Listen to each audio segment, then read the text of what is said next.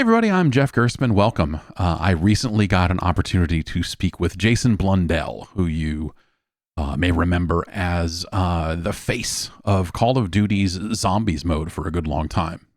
He was someone that was getting out there and doing a lot of interviews and had a lot of people prodding him about Easter eggs and all the other hidden stuff throughout that side of the game. He had a good long run at Treyarch, spanning from the pre-Black Ops days all the way up through Black Ops 4, and it was a great fun to be able to talk to him about some of that stuff because that's a very interesting time for Treyarch and a very interesting time for Call of Duty.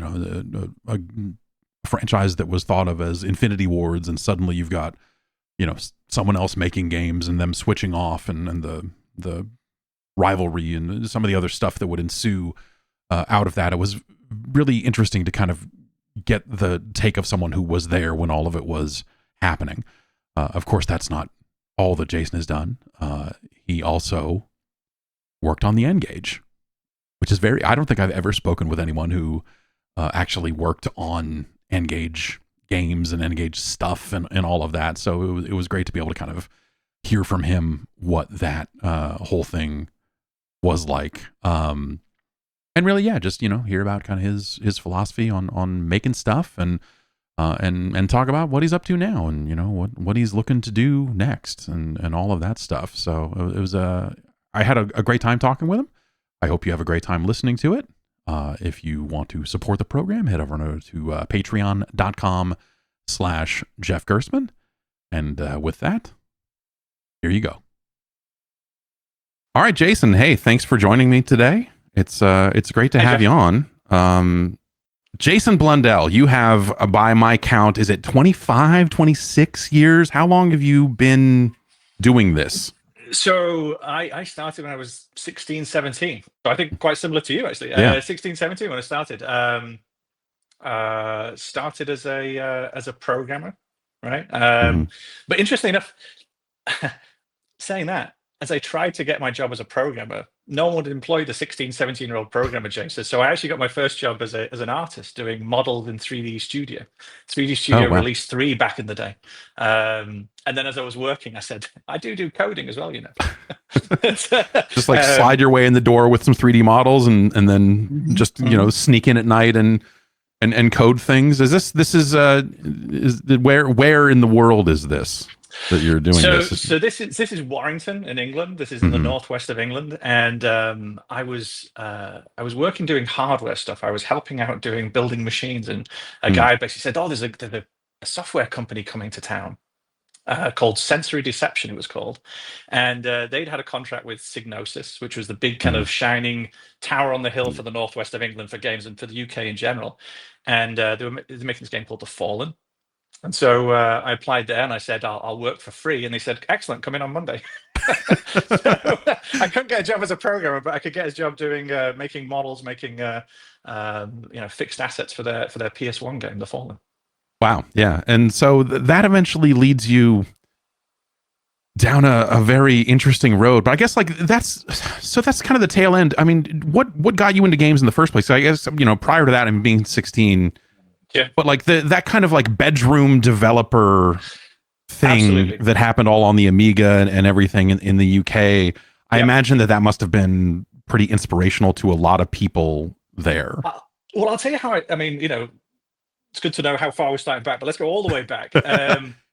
I started with paper role-playing games. I started with Games Workshop and Warhammer and GURPS and Star Wars role-play paper games and so forth. We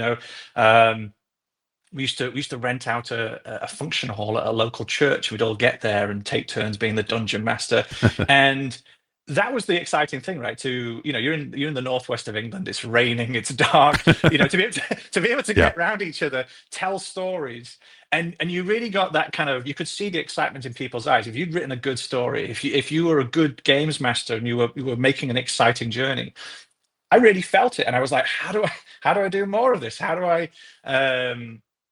I wanted that feeling of having more and more people play stuff and be entertained, and that was the kind of driving force. And so by the time I started hanging out at programmer clubs, we called used to call programming clubs. Yeah. There was an abandoned church in Manchester that people used to go to like late at night. They used to take these crocodile clips and plug them into the street lights to power all the computers inside these abandoned buildings. And we'd sit there and exchange code and write stuff and so forth. And that was where this kind of community of games creators, because we'd show little demos to each other, and it was the demo scene, right? So you talk about the Amiga, the demo scene was a big thing. And so you'd all write little bits of code. You know, I was writing a Polygon voxel engine at the time, and I'd show this stuff and be all excited by it. That was the kind of the beginnings of it. It was like, okay, how do you kind of create things and get in front of people, right? And it felt like such a world of possibility, especially at that age. I was just like, okay. I used to kind of go on my summer holidays and go and work for Psygnosis, you know, between breaks in school, go in there. But you know, I knew nothing. I was wet behind the ears, probably still am, right? Wet behind the ears. But I just to be able to spend time around them. You know, there was a company in Warrington called Digital Image Design. I don't know if you know those, but they did TFX and EF2000 and the flight simulators. I used to hang around the pub just outside because I was too young, but maybe I could overhear some programmers talking. Yeah. So I just wanted to be around these people because they weren't there at school. And you think, well, maybe when I get to college they'll be there, or maybe when I get to university, that's where I'll meet my people. They weren't, and so I used to have to go and find these software companies to go and hang out and just listen. Right, to them. Go through their dumpsters and and it was just I remember.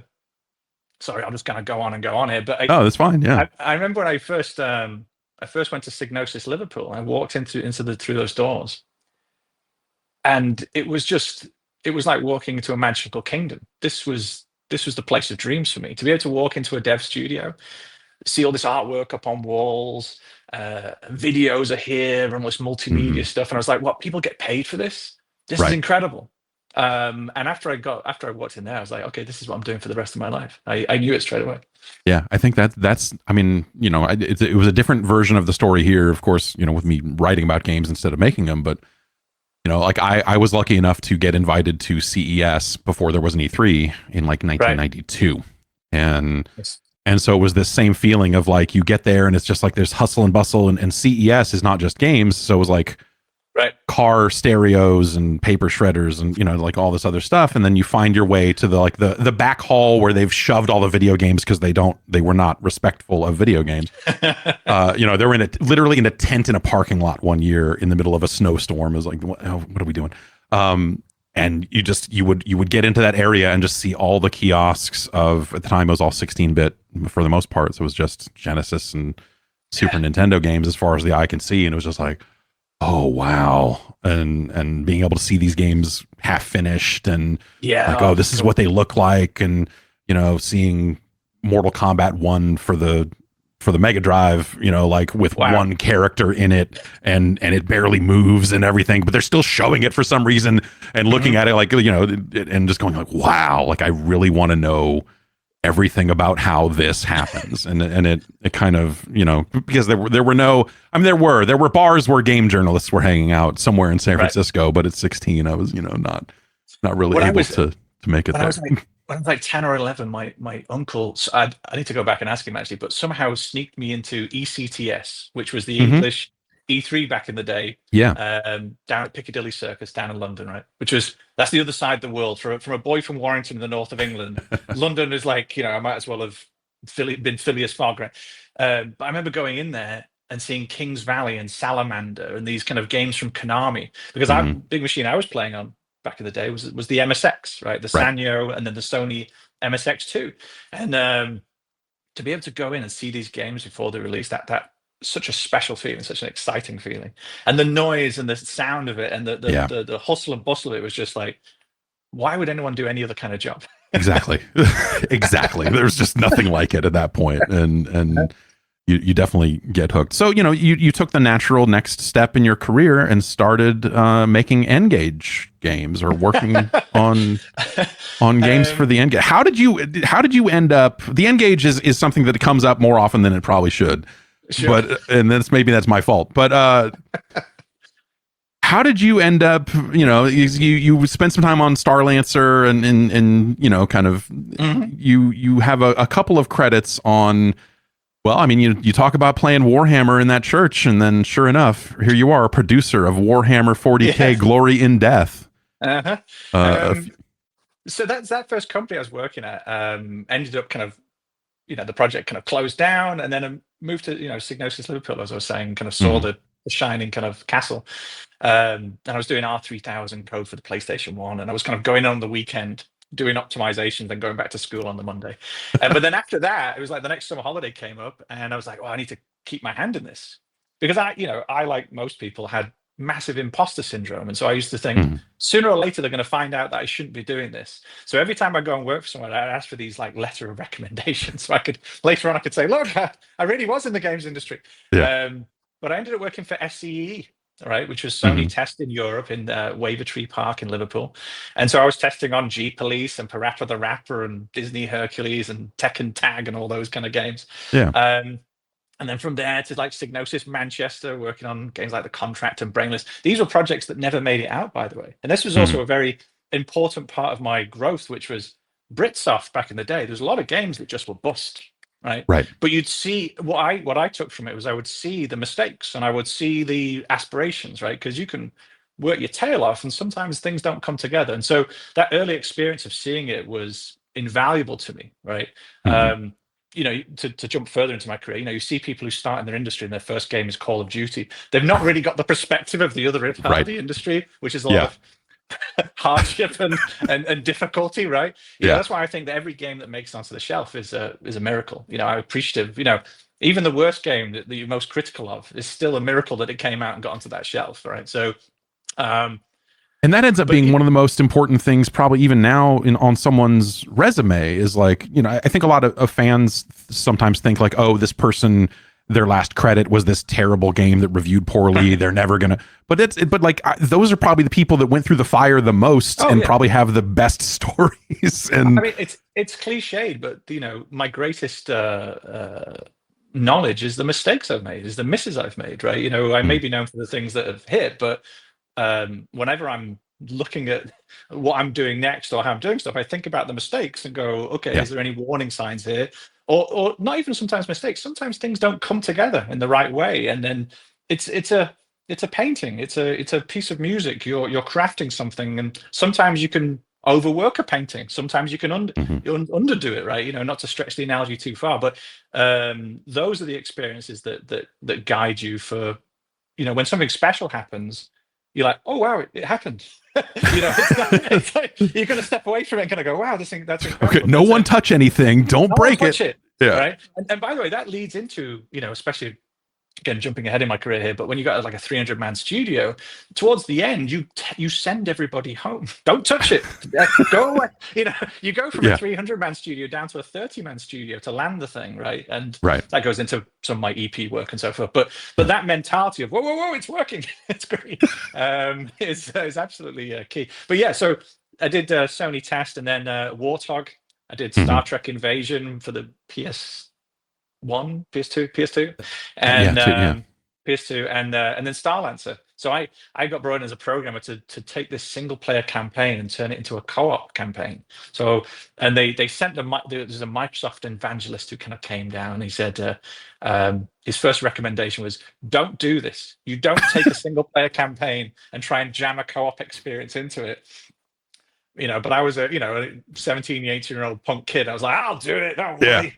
I got it. And and then so we're doing that, and as I was doing that, I was like, hey, it'd be really good if we put a deathmatch mode in here as well. And so I stuck a deathmatch mode in. So yeah, that was working in Manchester. Yeah. And then you ended up on some N-Gage stuff. The N-Gage side of things for me was really strange, because we had heard that Nokia was going to make a gaming phone or something. And it came to us through our sales team, which is not the right way for anyone to approach us. But the sales team came and said, hey, if they sent you this thing, would you cover it? Because, and I think the context was, they want to buy ads, but only if you're going to write about their thing. And I was like, I think we huddled together on the editorial side, said like, well, if they're making a gaming platform, we'll cover it. That's our job. That's why we're here. Like, there's nothing untoward about that. You didn't need to do it this weird way, but yes. And then just suddenly a zillion N-Gages and 8 copies of every game. And, it was like the weirdest rollout, and it all showed up, and everyone took a look at it, and no one really wanted any of it, and so I ended up with it. Like they sent enough N-Gages and games for every single member of staff, and then one by one they just would come by my office and go like, "Do you want this?" And me being an idiot and a hoarder, like, "Yeah, sure." So I just had a mountain of this stuff by the time they were done, and we covered the games, and it's an interesting device. What was it like working on that? Obviously, the OS had existed previously, like the Symbian or whatever it was. But like trying to make a go of it as like a proper gaming device, like this is going to have King of Fighters on it, this is going to have Tony Hawk on it, and some of this stuff. What was that like? Well, so they're obviously they're a phone company. Originally, they were a paper company, Nokia. People don't realize this, but they literally turned and went, "Let's make mobile phones," and that worked out quite well for them. They said, "We want to get into gaming. We're going to make this kind of." They were kind of ahead of their time. They were like, mobile device gaming. That's a thing. They've done little things like Worm or Snake or whatever, but they're like, let's go further. And so they started hiring people like myself who'd been in the industry, got kind of background to start kind of bolstering up their publishing side. But they were very open, and I give them all the credit in the world by basically saying, "We don't know. We know how to make hardware." And so I was put in charge of what they called the G process, which was essentially a green light process, which is to take how to kind of guide third-party games through the process of being funded by Nokia and being approved and so forth. So I would sit there and I would get GDDs, so game design documents, and TDDs, technical design documents. I have to read them all, and then I'd approve them through the different phases of the development. But it was very much a company that was very open to say, "We don't know, and we're open to learn." And so it was very exciting. And I was surrounded by all these other people from different eclectic backgrounds in the games industry who all came together and was trying to teach a large organization. Because the other thing is, people may not realize this, a Microsoft, a Sony, a Nokia, whatever, these large corporations, they sometimes move like tankers, and so you have to talk to them and walk through, and it's moving out. It doesn't just move, but in development, we're used to moving so quickly, with such agility, that it just takes time. And so sometimes you'd see a misstep, or sometimes you get frustrated because something wasn't working, but it's like, you just got to chip away at these things.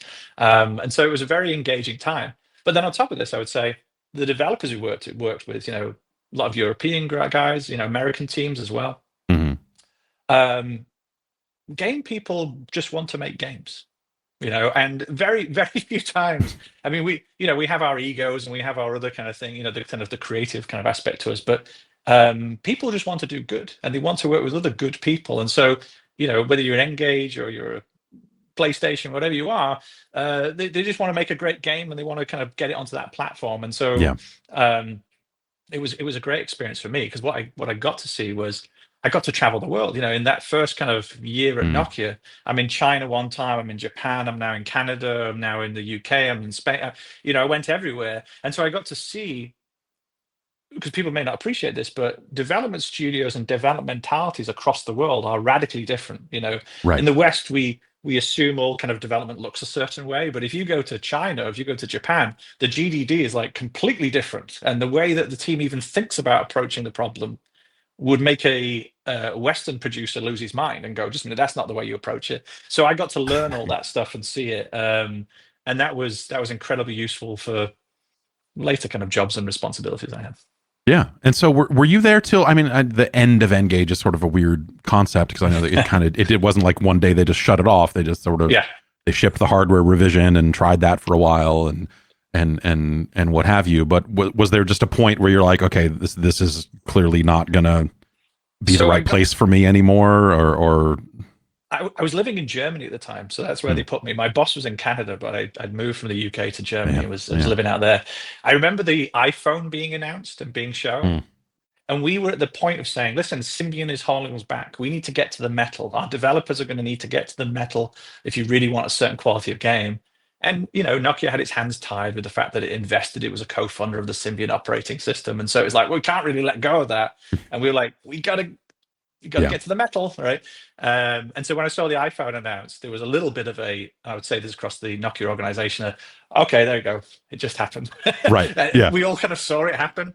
But not long after that, I then said, well, I wanted to move back to the UK, and so I said I want to set up a company. And actually, Nokia funded my company, and I Hmm. set up and started managing projects out of the UK, and that's how I did Warhammer Glory and Death, because Games Workshop was in Nottingham, so Hmm. I was closer there in the time zone, and I had a little kind of social game called Wombats, which I was doing, but.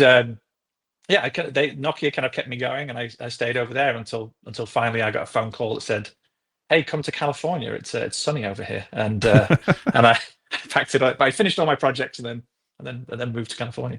Yeah. And was that for? Is that right to Treyarch or that? Well, you worked on Catwoman, didn't you? I did. So between when was that? That would be between doing Wolverine's Revenge. So I was doing a game for Activision. I did Hmm. Wolverine's Revenge, and we were going to do Iron Man. This was before Robert Downey Jr. This was back when it Oh, was right. Yeah. Tom Cruise originally kind of suggested, and we did a little demo for that. But that kind of fell apart, Hmm. and so then I ended up working at Argonaut Software, right? So Okay. Argonaut with Jez San, right? Yeah. Star Glider, Super Effects, and all that stuff. And I got to work on Catwoman, which people still joke about to this day, because I did some of the whip work, and so when Ah. I was a producer later in my career, people would say, "Go F off and do the whip," you know. Yeah. Get off and make the whip happen. Was that a? I remember hearing stories that was like an especially brutal project in terms of timeline. A lot of these licensed projects, especially, have to ship in time with the movie. But like, I remember Yeah, hearing that Catwoman was especially tight. it was a rocky time, and I don't want to, I never speak ill of any kind of Yeah. development, right? Because they're all going through their challenges. But I would say it was an EA development, and there was a lot of kind of the timeline's tight, and we're gonna throw people at it. I was one of the people, so I benefited from that. It was Yeah. just, we got to throw programmers at this, right? And the old adage is, if it takes 2 weeks for two programmers, if you put four programmers in it, it'll take a month, right? So Right. the idea of throwing more engineers at it Yeah. was helping and hurting at the same time. But again, it also allowed me to see what development looks like when you start overproducing and over managing, while also all with the best of intentions of trying to reach a goal. And so those are all very kind of crucial lessons. But yeah, Mhm. that was a hard one. It was interesting. There was a slight anecdote. I was finishing all this work up before I was going to move to Germany and do this kind of Nokia work. Okay. And Yeah. there was a tire company next door to Argonaut Software, and it was near Christmas. And I'd made the deal, which is like, I'll get all this code finished, and then I'm going to move on, because it's just a contract gig. And the tire place set on fire, and the fire was raging, and I came in, and there's the Argonaut Software, and just this huge fire. And I Mhm. walked up and I said, "I've got to get to my desk, I've got to finish this code," right? And for some reason the fireman was like, "Are you the owner of this building?" I was like, "Yeah." So I apologized to Jez Sand at this point by possibly impersonating the owner of Argonaut, so I could get upstairs. And now I think back and go, that's the stupidness of youth. But I was like, I Yeah. just got to get this check in. I've just got to get into SourceSafe. I've just got to do that submit before the building burns down, so I can go off to do my other job. Yeah. Yeah, But that's so. My parents owned my mom still runs a tire business and auto okay. repair, and they had a separate yard that they would put their junk tires in before they would get Mhm. hauled off to landfill or wherever they're going, and that caught on fire once. And Oof. so I have also been extremely close to a tire fire before, and it's It burns, unpleasant. right? It It's burns. not. You feel it. You feel it for a while afterwards. You're like, this. Don't breathe this. Who'd have thought tires really burn? Yeah, strange. So we're talking about things a little bit out of order, but you Yeah. end up at Treyarch, and I think it seems like you joined Treyarch at a really interesting time. They had Hmm. been picked up by Activision at this point, Yeah. and did you join specifically to work on Call of Duty 3, or were you Yes. okay? Yeah. So they'd gone through. There'd been, and others could tell the better part of this story. There'd been some misshots, there'd been some conversions, other kind of Call of Duties that got teams together, like Spark and so forth, to kind of Hmm. do, I think, Finest Hour and so forth. Big But I Red was One and some Big of Red this other, One. yeah. Yeah. And so I was brought in on kind of COD 3. And you remember, so Treyarch at that point in time was actually the combination of Grey Matter and Treyarch, right? Those two Right. companies that come together.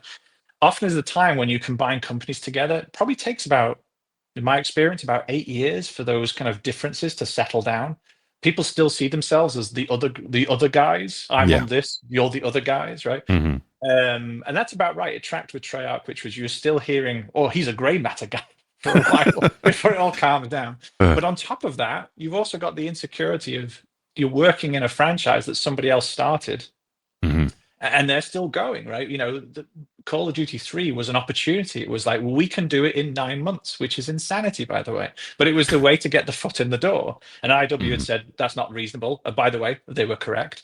But Treyarch was like, well, we're the gun for hire and we'll give it a go. And so not only was there this kind of project mountain to climb, there was a morale and a belief system, which is what I've seen multiple times in my career, which is you've got to get the team to believe in themselves and you've got to get them Hmm. um, to come together as a team. It's one of the actual things that one of the real struggles we face now in this online world or this kind of world that we're living in now with Zoom calls and so forth. Right. It's great if you've already got a franchise rolling and you've got a team rolling. It can kind of work and keep moving. Hmm. But as so much of the development team and so much of making something is about the intellectual osmosis, the sharing of idea, the seeing how people behave, especially as you bring in young people into the industry, right? Right. It's how do people behave? How do you work on a problem? How do you face frustrations and so forth? So that belief, that thing was probably one of the main jobs, as well as kind of making the game, which was a lift. But it was getting everyone to believe in themselves and have self-confidence to be able to make something in the shadow of what a great developer IW was and is, right? It was very Right. important. Yeah, and that back and forth, like obviously Infinity Ward and the founders and everything, like they went through everything that when they went through with the Yeah. courts and Yep. Yep. and all of that. But kind of, in and around that time, I think is when I remember hearing a lot of talk about a rivalry between the studios. As Treyarch was coming up. I mean, Call of Duty 3, uh, everything pre-4 is kind of hard to think about now, Sure. right? Because Yeah. the world changed when that game shipped. Mhm. But as we get into like '08 and '09, we get around Modern Warfare 2, we start to get into the early days of Black Ops and, World Yeah. at War. I remember hearing stories like, oh man, Treyarch's got this really amazing fire tech. And you see it flamethrower stuff in like World at War. Yep. You're like, oh my God, this is like, this truly stands out as some next level stuff. And then there was the weird public sniping back and forth, sniping literally about one shot center mass. That's how this, this is how the guns work. And, you've got a guy like Robert Bowling out there talking shit about his counterpart at Treyarch. And it is like, it was like a very weird time, but you heard behind the scenes that things maybe were even more intense. So, as you're, Treyarch's trying to find its footing, like you said, you're getting them to believe and getting them to kind of grow as a team. It seems like that's happening at the same time as Treyarch is kind of rising up. Was that like an additional challenge? What was that like? Was there really like a real rivalry there? Was there like were there Christmas parties where people are standing on one side of the room going, "Those, oh, your fire tech and dolphin dives, real nice guys," or what? Well, I'll start off with the Kappa, which is, I heard some comedians talking about improv, right? And the Mm, idea of improv being that you set a standard and you see if the other guy matches it, and then once they're matched, you set the next one and it gets matches, and that's great improv sessions are that back and forth, right?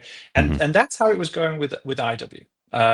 Regardless of the passion, and I'm sure there was actually very serious who would disagree with what I'm saying, passion on the other side as well about who are these upstarts coming in. I know the feeling of owning my IP or owning my game, and somebody else is going to take it. How dare Right. they, right? I Yeah. get it. From my perspective, it was okay, but I've got a creative team here, and the first thing we need to do is believe that we can do something, right? Mm, We didn't want to, and so interestingly enough, actually, some of the first things I said was, I don't care about IW. And that was sacrilege to be able to say that. And right. and I don't even personally believe that because what a great developer, right? But what I had to do was go, stop worrying about them and worry about the game you've got in front of you and do the greatest work you can do. You're a bunch of creative Hmm. people, do the best work, right? Well, they're saying this or they're saying that, or we want to say this or we say that. I'm like, that's just noise, right? And Yeah. and it doesn't benefit us in any way. But on the other side, I would say I don't care about IW because I believe in us. because it was very important for us to get that identity, because we were in their shadow, and rightly so, because they created that franchise. But over that time, as we started to believe more, again, I don't think it was any one particular feature. You talk about fire tech. I would say that as Black Ops, and probably first at World at War, there was a certain maturity and tone that we were defining for ourselves that was very Treyarch, that was very different. Right. The IW stuff was very, and I don't mean to throw any shade. It was quite a jingoistic thing. It was kind of rah rah America. It was kind of had this very military thing, which is great, right? Very solid. We were starting to do the twist of like, well, maybe which is also an American thing, which is like, maybe you don't know the truth. Maybe the truth is behind the scenes in some way. Yeah. And that allowed us to get a flavor and a tone, especially when you're dealing with some of the more kind of questionable parts of certain wars or certain kind of techniques. And I felt we found our niche there. And I think once we found that, first in World at War and then crystallized by Black Ops, the team then could believe it, because now there was this, well, they do their thing and we're doing our thing. And so I think what started as a rivalry and for us an insecurity slowly turned into a, we're okay and we're comfortable here, and they're doing their thing over there. So I think it was a motivator. I think it's and it was a healthy team relationship, even a brotherly relationship. And sometimes I want to kill my brother, right? So it's like, yeah, even Sure, yeah. but here's the thing. I also think the consumers, to talk about that way, so clinical, but I think the consumers got the best product. I think they got the best games, because we were both trying to, let's go further. Who can give people more? How can we give them better stuff, a different experience, right? Yeah, and I think that kind of exhibited itself in a few different ways, and also, it gave everyone 2 years to make a game instead of one. Which, well, I mean, there's the time that's on the sheet, and then there's the time that actually you made the game in. Right. Yeah. Because there's Black Ops, and again, not going into all the gory details, but sometimes you have misstarts, and sometimes you try something, sure, and then it's like, no, we got to change around the management, we got to change around the directors, we got to change around the lead. Oh, we're changing the concept. Oh crap, we've only got 9 months to make this one now. Even though everyone will say, well, this is a 2-year game, and like, well, yeah, it was, but we only made it in a year. Yeah. Well, you got to get the kinks out, right? I mean, like that's vital time in its own right. Is at least you try some things and realize why they don't work, and then DLC would happen, right? So not only you would have the misfires when you're trying to find a project, and then once you found it, the intensity of making the thing, but then on the back end, the DLC is now eating into that. They've started the timer and saying, well, Treyarch's working on the next project. Like, no. We're doing the DLC. We got 16 maps over the next 12 months to make. And So often it was like, it was going from one into the next. And that was the other thing about that cycle is not only was it a sprint, it was a sprint in the middle of a marathon. Right. Let's go for a sprint, and we're going to carry on going, and then let's do it again, and then let's do it again. And that really kind of trained the kind of game development muscles for like, how do you get that kind of longevity? How do you keep people excited, keep people creative, keep people pushing and taking risks? Let me just say that. And if there's any one theme, as we jump around my career here, if there's one theme that kind of runs through here is, I feel these positions are positions, be in journalism or game creation. It's incumbent on us to take risks, and if we got into this position, which I'm sure there's many people who want to be in the positions we're in. Sure. It's incumbent on us to take the risks and to push the line, because if you're not going to, who is going to? And it's like, that means going to the edge, right? And that was always very important for me, which was what we're doing. We only get so many. I'll tell you this. I used to put CDs on my wall at home. I don't do it anymore, but I used to put it to kind of track the games I'd done. Yeah. I remember at one point I looked there and thought, well, if it takes 2 years and then it takes 3 years and it takes 4 years, I can literally work out how many projects will be on that wall by the time I retire, right? Right. And once you look at it that way, you think, well, then there's only so many times for me to say my story, to say my thing, to do my thing, or to be able to work with talented people and have them express their creativity and work. And so then you suddenly get this kind of moral responsibility, which is, okay, then I need to say something and do something, because I consider it as not only is it an entertainment and should be fun, but it's also a statement of a piece of art. It's something that will potentially outlive us, right? So that was always very important for me, which was like taking those risks and pushing it. Right? it seems like it was probably a risk at the time, but the fans were on board from the get go. But the inclusion of this zombies stuff, these zombies in Call of Duty all of a sudden, I mean, Treyarch carving out an identity, like, yeah, you talk about Black Ops and the, kind of subversion of, what is war and what is the technology we have to wage it. But, at the same time, back during World of War, you kind of have this bonus little thrown in post credit, like, this little thing here that suddenly became a juggernaut, not to, but yeah, it became this massive. I mean, it became the third pillar of Call of Duty, in a game that kind of has these, your single player, your competitive, and Jeff, it shouldn't have. It absolutely shouldn't have, right? And it was, as I'm sure you've heard the stories, it was being made by a couple of guys in the lunchtime on what was already a very hard project that was taking a lot of hours, right? Sometimes you got to blow off some steam by doing more work. Exactly. and it started to go around the studio. And then suddenly we're hearing Activision executives sending in emails, I got to round 12, and once that started happening, we were like, okay. But then at the same time, World of War is, as with all war-based historical things, it's a serious topic with, we literally finished World at War with the bomb going off, right? So, you're sitting there going, really, we shouldn't be doing zombies after we just did the atomic bomb scene, right? Right. Yeah. And so Activision, quite rightly, and I agree with them, which was like, we're not going to advertise this. We're not going to talk about this. We'll put it in there and, put it as an unlock if you complete the campaign. And then it just exploded. People were just contacting us. I've never, used to hear those TV shows and they go, oh, the mailbag's full. I've never seen a mailbag full, but I think it was at Treyarch for zombies. The number of people that were contacting us.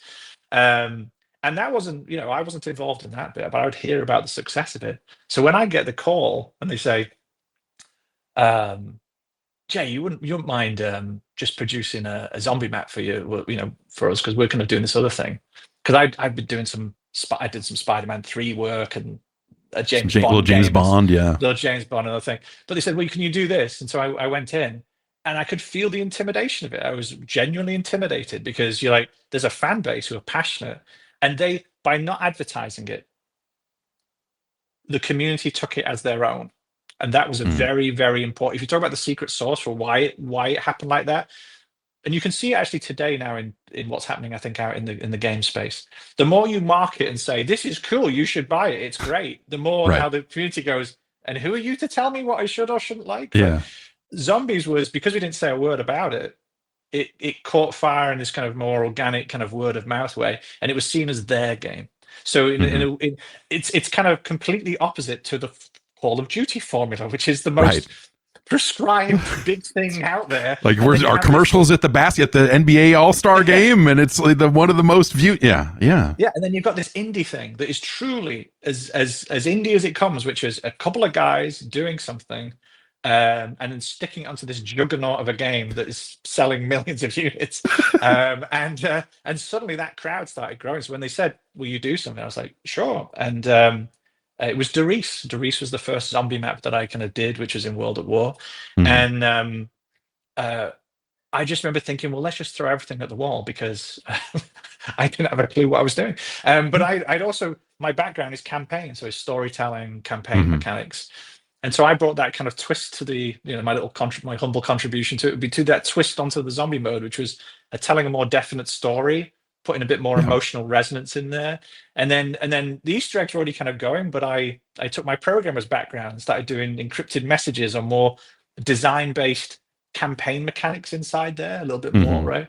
And then that kind of grew over time as we kind of got later on and levels like Mob of the Dead and Origins and these other things later in the series. Yeah, and for a while there, you were the face of zombies, and it's funny, like going and looking.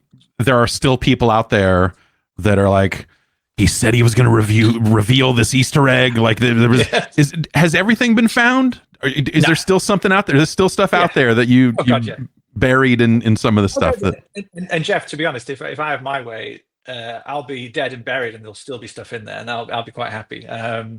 It was such a fun time because as games have become more commercial and the Mhm. costs are higher and so forth, there's more scrutiny. Again, as an EP of the past, I understand that you got to manage risk. We've got to understand what resources we're applying, all these other boring, dry things, but Yeah. essential.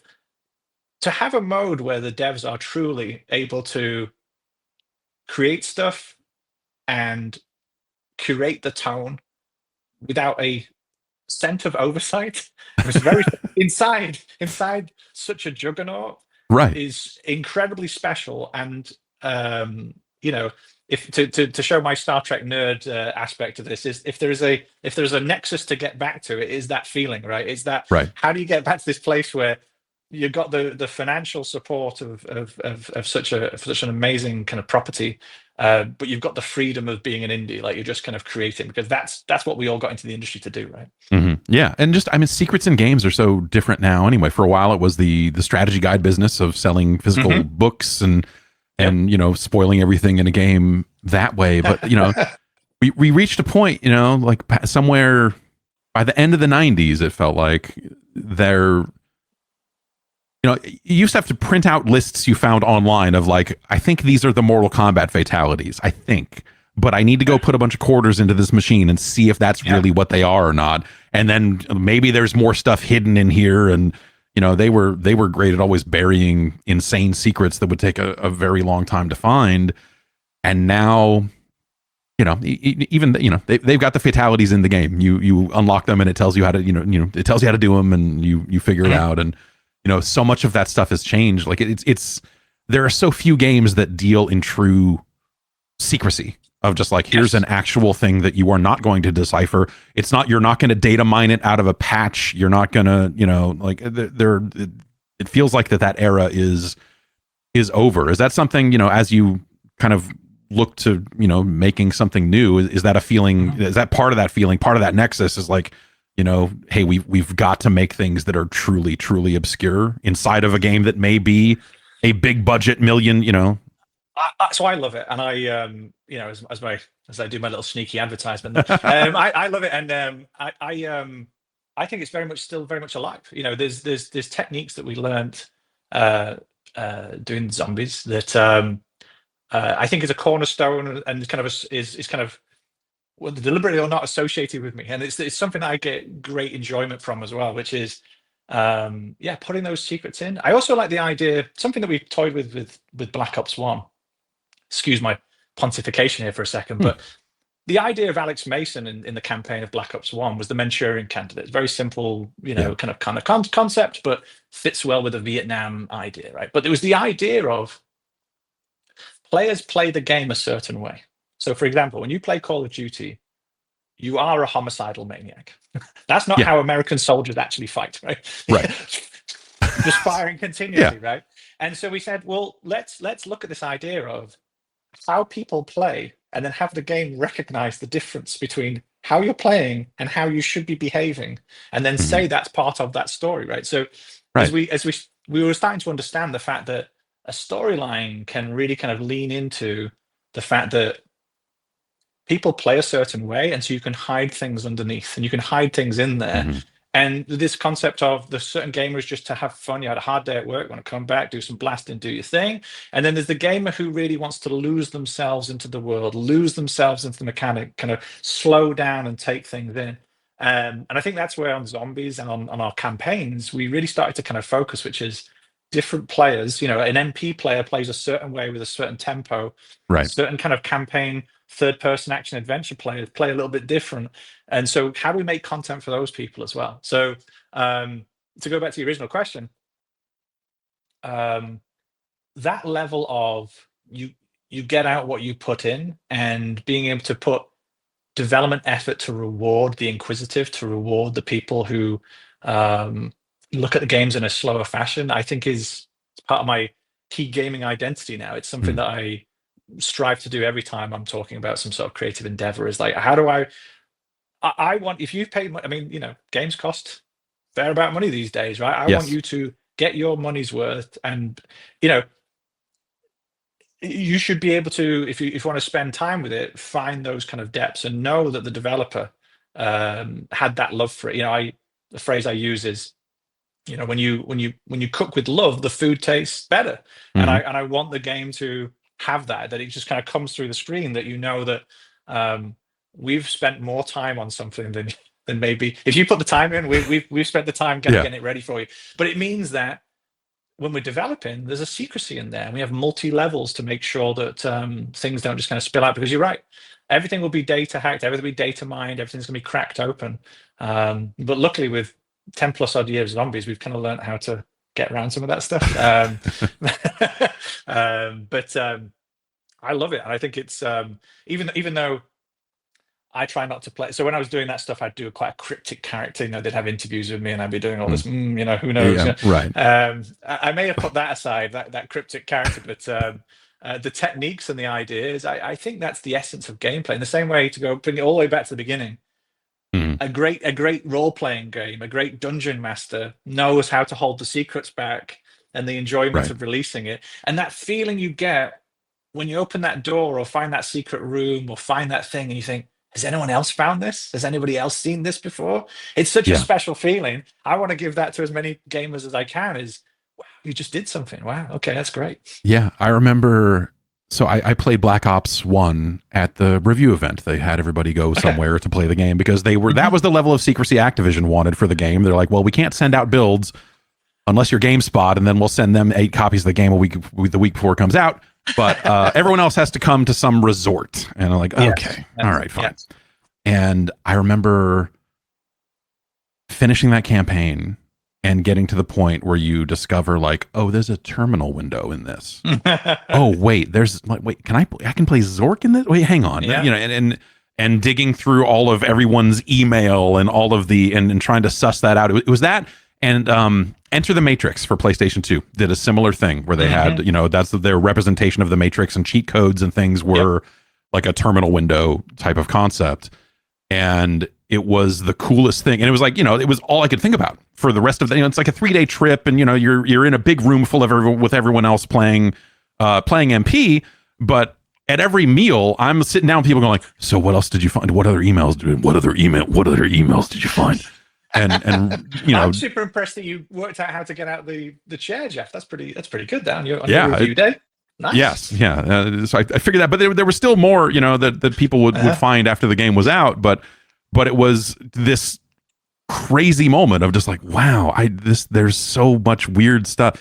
And for me, that was one of the big moments. And I think that really set the tone for Black Ops. I think about Black Ops 3, the campaign, and the true nature of what's happening in that campaign as like a really wild place to go for, like, by the end of it, like, oh, by the way, you were dying this whole time. It's like, wait, what? Okay. Like, I didn't find that one on my own. That was one I ended up, reading after the fact and going, oh, okay, that's where let me contextualize this with the development background so you can appreciate this one, which was, so I'll do the publishing bit first. So, so Black Ops 1 was man versus man, right? Reznov was corrupting Mason. Right? And Black Ops 2 was machine versus man, because it was the drones, right? Which is a bit more prophetic now as we look at modern day warfare. We were doing drone stuff back then. I had a long conversation with Mark Lamia at the review event for Black Ops 2 about the future of war. And, we talked a little bit about number stations and all this other stuff, but then we had this really long conversation about rare earth minerals. And it's something I think about a lot lately. Last few months here, I'm like, and by the way, shit. When we were doing that, we put like this thing called the big dog in, this idea of a quadrupeded robot that walks down. And that seemed ridiculous. And we had an advisor, military advisor, who wrote the book Wired for War. And he was talking about... They gave us all a copy of Wired for War, and I ended up reading it. And he's talking about drones and autonomous robots walking down the street with guns on the top. And we're just like, what's this guy smoking? And then you look now and go, these are all the things that we're talking about now. So I'm very proud that we kind of did that stuff and just believed in, like, well, do you think that's where the military is going to go? But by the time we got to 3, so, it's the machine versus man. The last one is, is the kind of, machine corrupts man, right? That final kind of the idea. But to give you the kind of context behind it, it was one of those projects where number 3 struggled to get going. It was having a hard time getting going, and then it was one of those I think it was like 10 or 11 month kind of projects of like go, go, go, got to get the whole thing done Yeah. and stand zombies up at the same time. Multiplayer was on its own cycle, but for me, it was like, okay, I've got to, get the whole thing going. And it was very much like, okay, if we've got to make this game in this amount of time, it's a complete blank slate, go. And I was like, well, I'm going to go a little bit crazy then. If we're gonna if it's like we got to rush, it's going to be a very hard project to kind of land. I was like, let's go with a very bold storyline. Let's go with something that would never get greenlit in any other situation. So Craig Houston, the writer, just and I just took a very provocative story, went for something that, a bit more David Lynch, a bit more kind of Sure. okay, let's challenge reality and really kind of play with the questions of humanity and the questions of autonomy and so forth, which is, not normally your Call of Duty kind of shoot people in with guns type Sure. storyline. Yeah. But we thought, when else will we get an opportunity to tell a kind of crazy story? So yes, we went a bit bonkers there. So apologies for that. That's my fault. No, it was definitely. I mean, it led to some iconic moments, I think, over the course of that campaign. That you're just like things that stand out all these years later of just like how. I think it was really fun. Yeah. I think it was again, to go back to that previous statement I said, you've only going to have so many discs on your wall. Yeah. And I was like, when will I ever get an opportunity to tell something that's a bit more just like, because I've been doing World War II games and, there was a certain, even with the Manchurian Candidate, that was just pushing it out a little bit, but Sure. there was guardrails around the kinds of stories we'd tell. And even though we were being a bit more edgy, I'd say, there were still guardrails for that one because we were in such a rough situation. It was like, okay, go, let's do that. Sounds good. Can you ship it? Great, do it. Yeah, I guess. I don't know.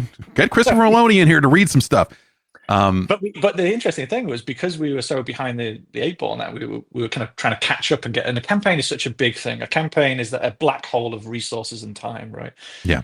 What I actually ended up doing was I was like, okay, campaign team, start making zombies while we work out what we're going to make for the campaign. So the interesting thing about Black Ops 3 is the reason why we had such a robust zombie offering is the campaign was screwed, and I needed 2 months to write the story with Craig or sit down and go, well, what are we going to do? So hey, you 200-man team, start making zombie maps while we try and work out what the hell we're going to make.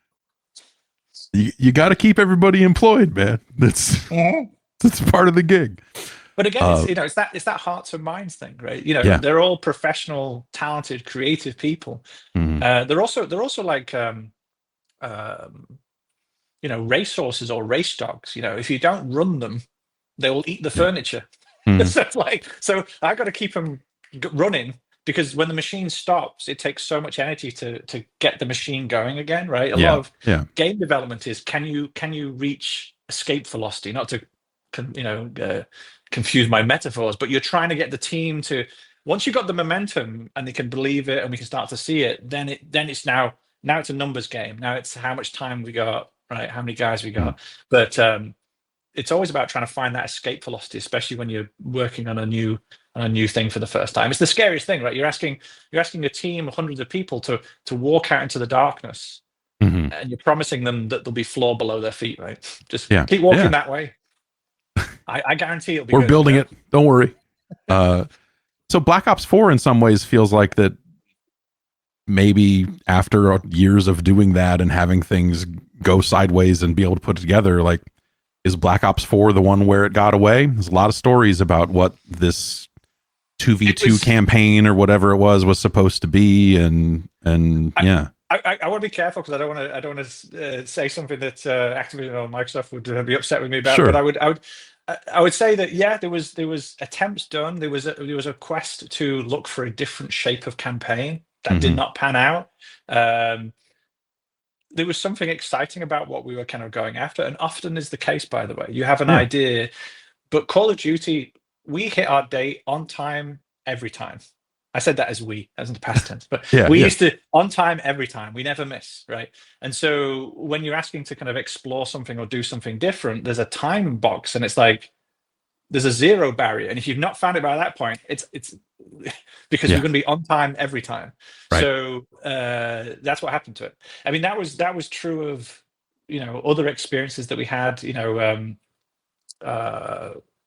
not to drag it in the same way, but we had a zombie map that was very, very exciting. This kind of transit map with buses and stuff had these concept. It just got past the zero barrier time, and then you're like, okay, cut it down, cut it again, because the production penalty kicks in, which is it's got to land at this point in time. If it's not ready here, then it's gone.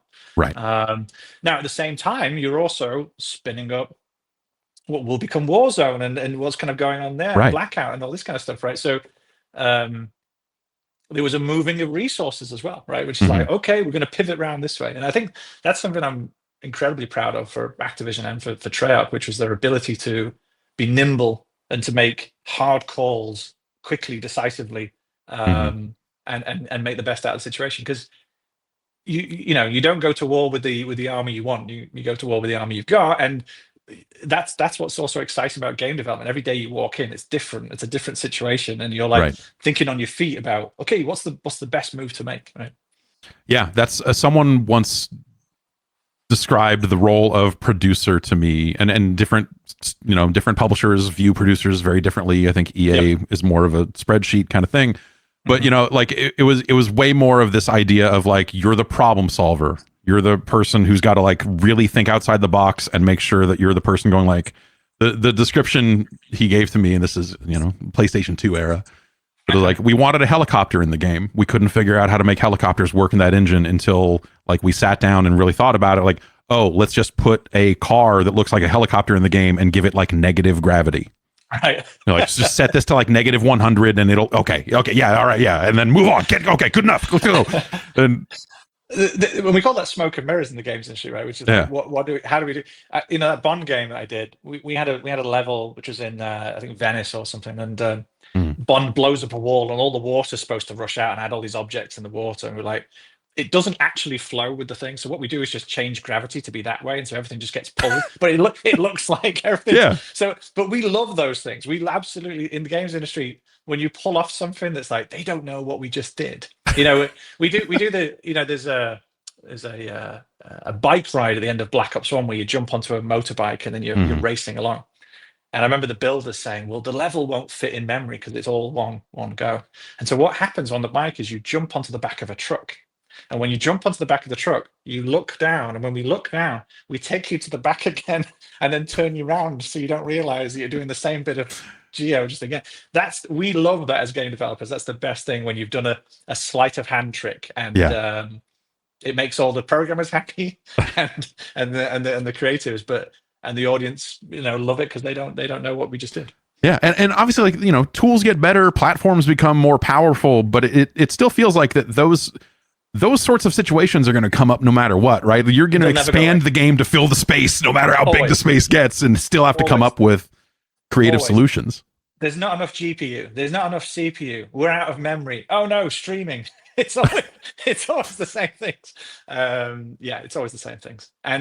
But I also find as well that the box, the creative box or the technical box is where some of the most exciting things come from. Those restrictions, you swear and march up and down, but they're the things that make you think, oh, that's incredible. So I curse at them, and I also greatly appreciate the limitations. If someone gave me the infinite machine, I don't think I would know what to make. Yeah, right. That's the constraints are definitely. That was something, starting over again after years at a large organization it was like, okay, there's literally 5 of us now. Wow. How do we cover every video game that came out? Like, okay, we don't, but how do we pick and choose? Where's the razor? How do we, figure out what's the right way to go forward? And for me, after 11 years at GameSpot and seeing it go from an independent organization to being sold 3 times to becoming the leading place at the time, I never thought I would get that chance to start over. I never thought I would get a chance to actually like do it all over again and go like, okay, now let's actually unfuck this. In a lot of ways, and really figure out like what are the problems that really need to be solved now, that we don't just have like legacy stuff in place. Well, and you just said it there, but people don't talk about this. In that moment, you also have to face all your insecurities as well, right?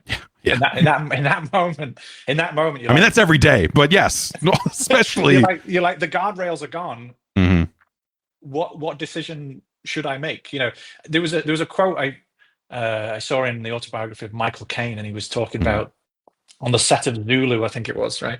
And he said, the last thing I remember was being thrown from the horse and hitting on the ground. He said, I remember seeing the director running towards me. And he said, I remember in my head, I'd been saying for the last 20 years, when I get my chance, I'll show them. And he said, it was as I was lying on the ground, winded below the horse, he thought, this is that moment.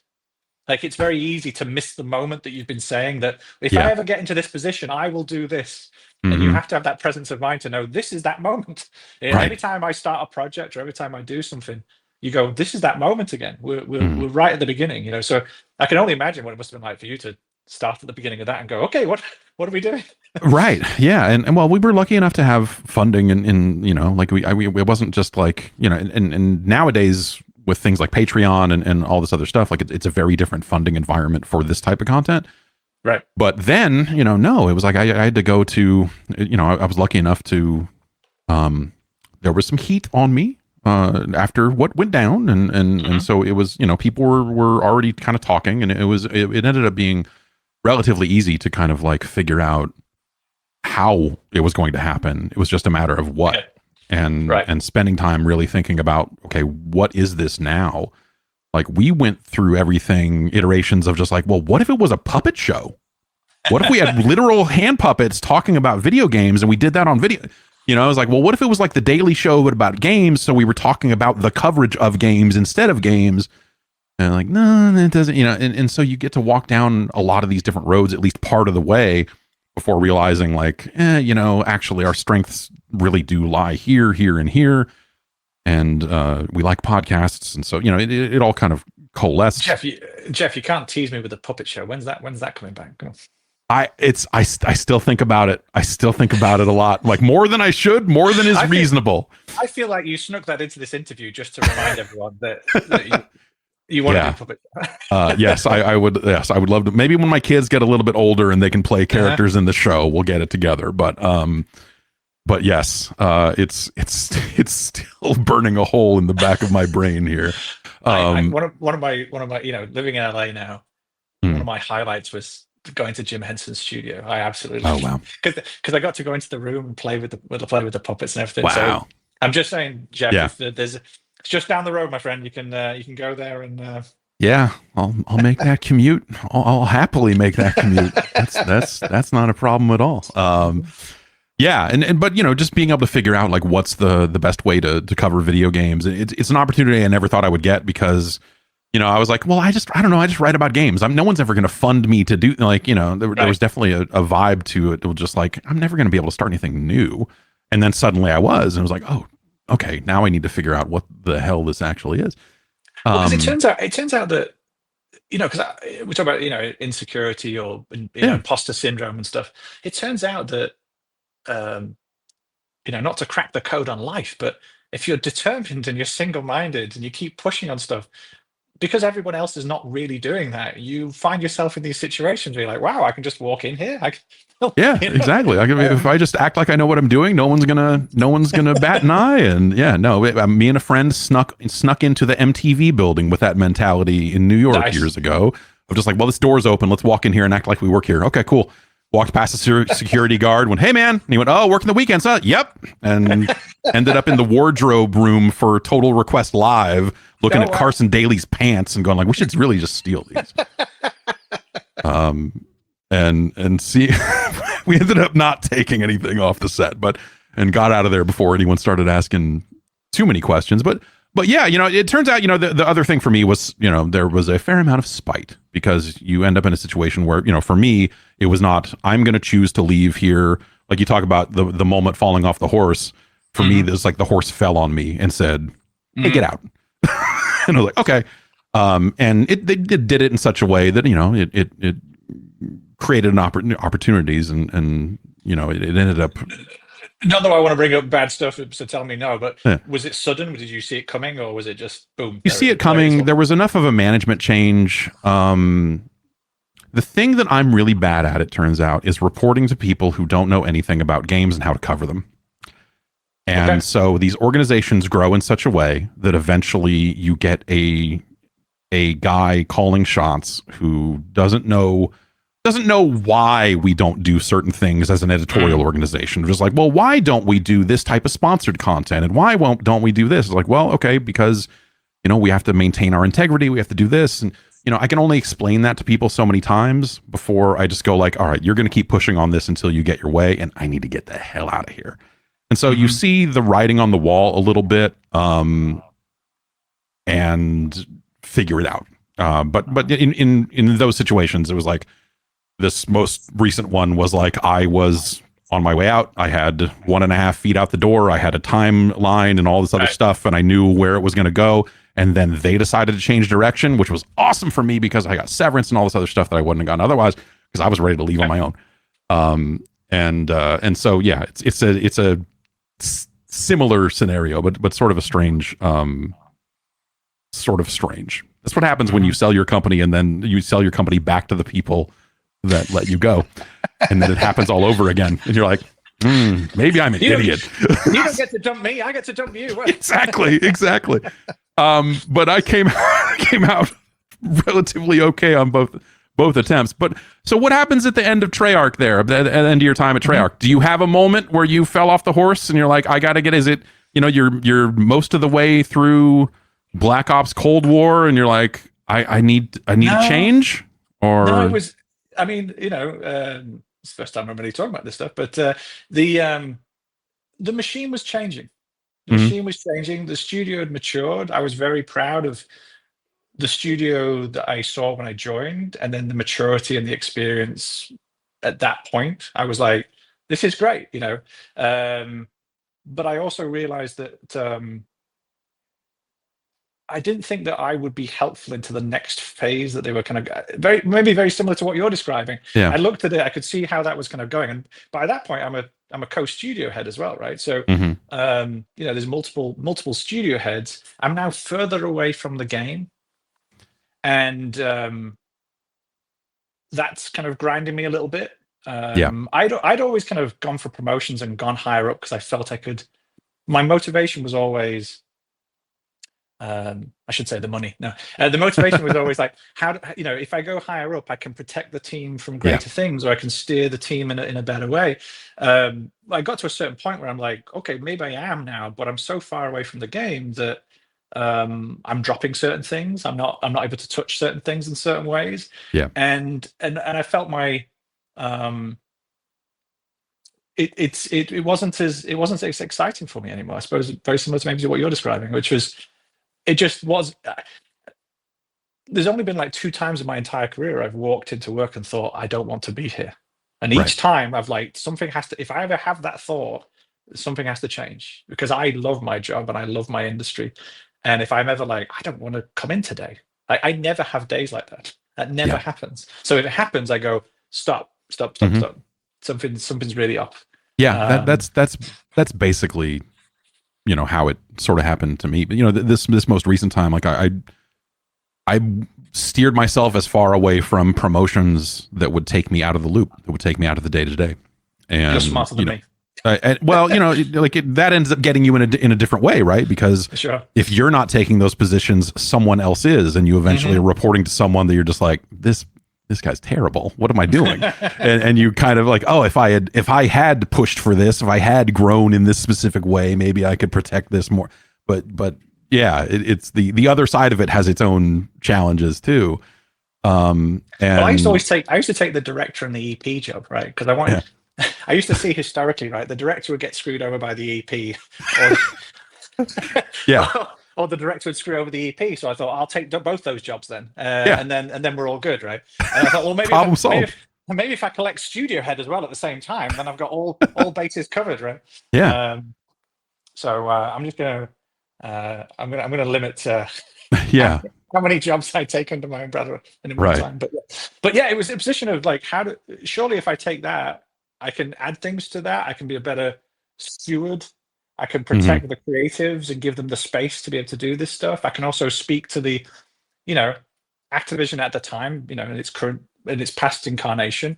I had a very kind of close relationship just across the parking lot. We could walk across and talk to them, I was very much of the opinion, still are, that the balance between a publisher and a developer, there needs to be an equal push and pull. If it's too weighted one way or the other way, it's really bad news for the kind of game being made. Yeah. And so, like we used to joke, I used to do these interviews and I would say, if Activision finds out I'm saying this, I'll get in trouble, right? They knew everything. I would tell them we were all right, but we got to a point of trust and understanding that allowed us to play in that way, and I think the audience then appreciated it. And so, but that was built up over time, right? So, yeah, these are things that being in those higher positions afforded you, right? But there's also a downside to that as well. Definitely, yes, absolutely. So you leave Treyarch and suddenly find yourself trying to start a new game studio in the middle of a pandemic. Yeah. And Deviation Games, yes. Yes. And how long were you in the same building before suddenly it was like, oh, everyone has to go home and stay there? It's crazy. I mean, it felt like about a year, maybe. Felt like about that amount of time. And I'm sure everyone, like certain kind of global events, we all remember where we were when we found the information out, and we were all like, "No, that's not really happening, is it?" No. And then, oh yeah, it is. Oh no. Oh, now I was supposed to go up to Valve to play Half-Life Alyx. They were having people come up to review it there because they didn't want to send indexes to everybody. And the news was getting worse and worse by the day, and I kept going like, they're gonna cancel this event. There's no way they're gonna have people get on a plane and go to Seattle where they just found cases. This is definitely not. And they finally did eventually cancel it, and they're like, we're just gonna send you an index. And because that whole global pandemic, right? But by the time it showed up, we were already working from home. That index sat in the mail room at our office for a year and a half. And we thought like, oh, we'll be back in 2 weeks, or this will blow over and we'll be back in a month. And then for us, it was a big part of, okay, like we're used to doing this in the same room across two different offices.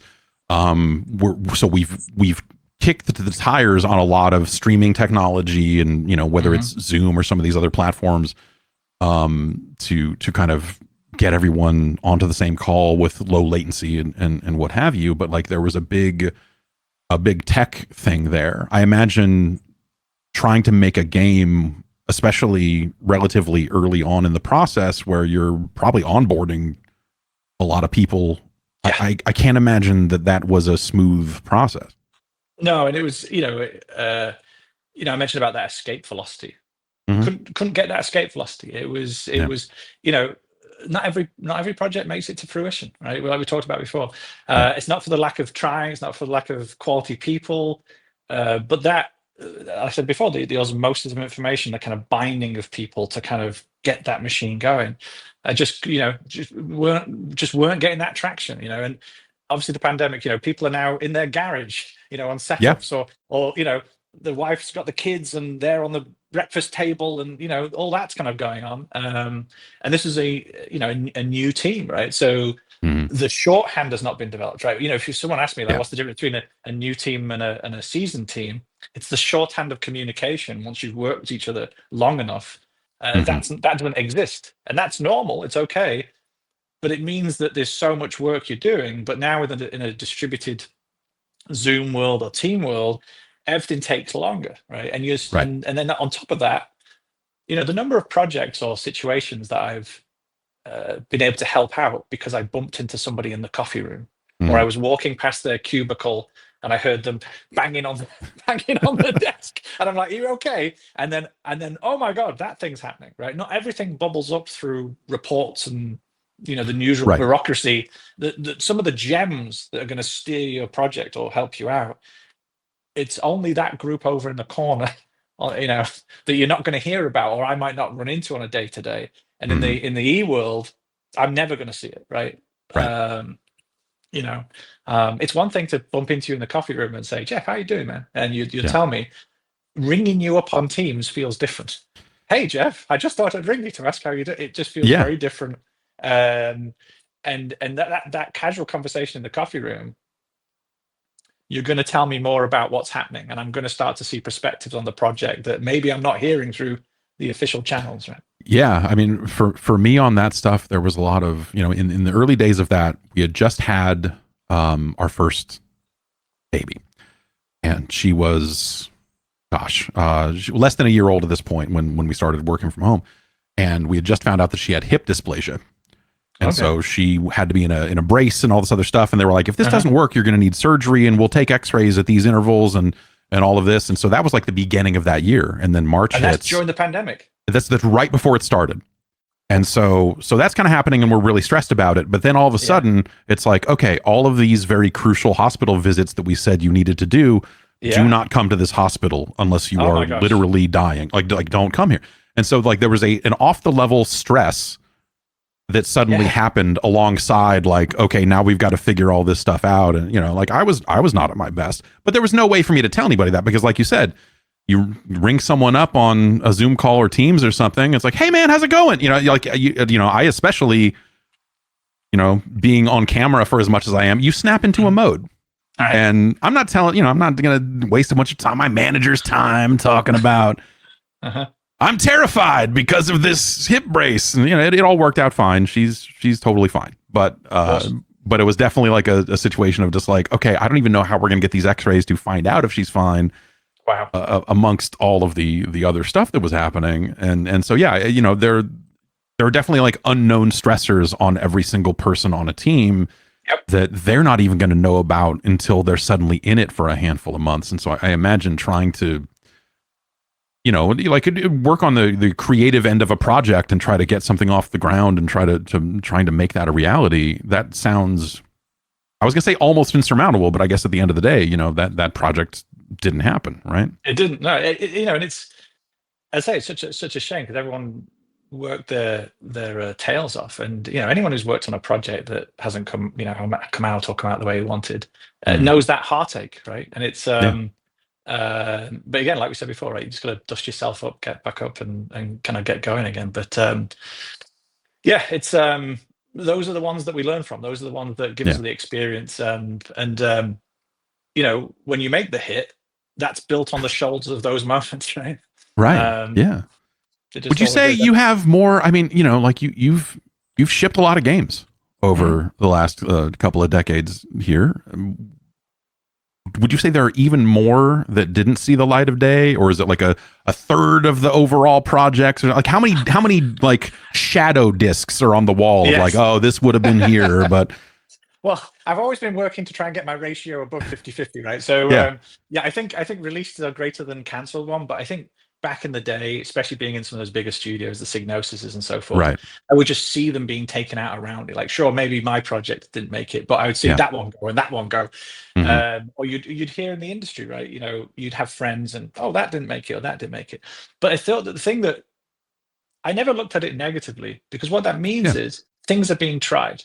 Investment is going in, teams are working. Sometimes something doesn't come through, but we're trying.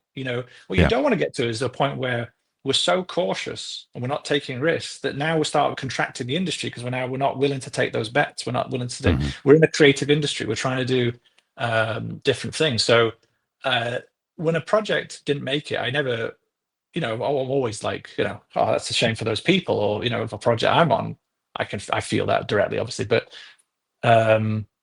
You hear these terms about, fail quick, fail, right. Get that's part of it. It's it's the artist who won't dare to put the pencil on the paper, because what happens if they make the wrong stroke? You can't be like that. You've got to just go again, right? But I think I'm proud that my release schedule, my release catalog is larger than my misses.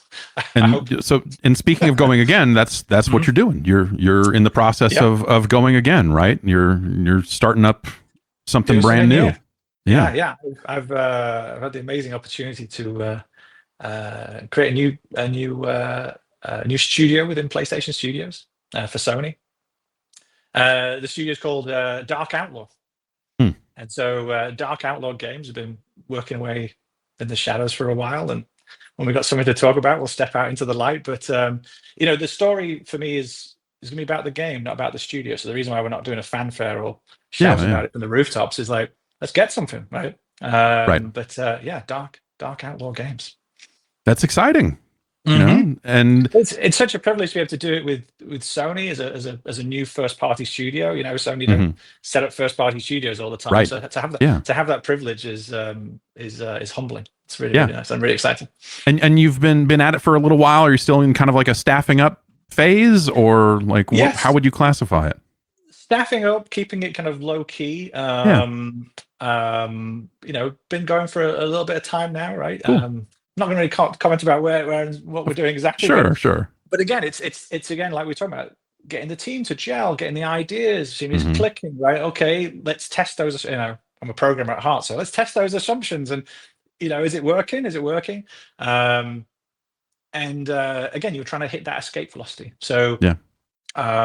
but to again being asked to do something like this. So I get the studio head and director. So I'm just going to keep that side. I got an EP this time. just taking the studio head and director role. Yeah. But yeah, it's very exciting, and I love the fact that still at this point in my career, I'm given these opportunities, and um, it's always that desire to again, you want to put that one extra disc on the wall, if you will, Hmm. and can we bring something to an audience and excite them and get some new IPs are exciting or dangerous. Yeah. That makes me jump out of bed every morning. Of course, man. That's exciting. I can't wait to see, what you guys are working on, and what you come up with. That's Yeah, yeah. we will Cool. be Well, we'll be working tirelessly to get that ready. yeah. Well, thank you very much for your time, Jason Blundell, Thanks, Jeff. Dark Outlaw Games. I'll see you on down the road. Take care. Thanks, sir. Okay, and there you have it. I hope you enjoyed my talk with Jason Blundell, and hearing about all of the crazy stuff that he worked on over the years, and all of that. It was a lot of fun talking to Jason. I had never met him prior to this, and but we know a lot of the same people. Me covering Call of Duty for all of those years, and him working at Treyarch, and all of that stuff. There's just a lot of like, oh yeah, okay, yeah, it's weird that we hadn't met in a weird way. So yeah, hopefully you enjoyed that, and I'm looking to do more interview stuff in the future. I've been building a list of interview guests and all this other stuff for a very long time. I can't come up with a name. And so you'll be hearing this in the main podcast feed, because until I've got a name, then I can't go get a logo, and I can't start a new podcast feed with the name on it, and blah, blah, blah, and, all of this chain of events. So eventually this will, live in that feed as well. So if you're hearing it there, I hope the name is good. I hope you like the logo. If not, well, hey, things happen. But yes, I had a great time speaking with Jason, and just it's always fun to pick the brains of people that have had, like I was going to say like long careers in games, but really just even people that are just getting started. Like there's just hearing the different perspectives from people across the game industry is always really fun and exciting for me, because I feel like I always learn a little something about the process in some of these conversations. So stick around, and go subscribe to the YouTube channel, or the RSS feed or whatever. And yeah, I'll be letting you know when there's more interviews ready for you. Have a good one, and I'll see you soon.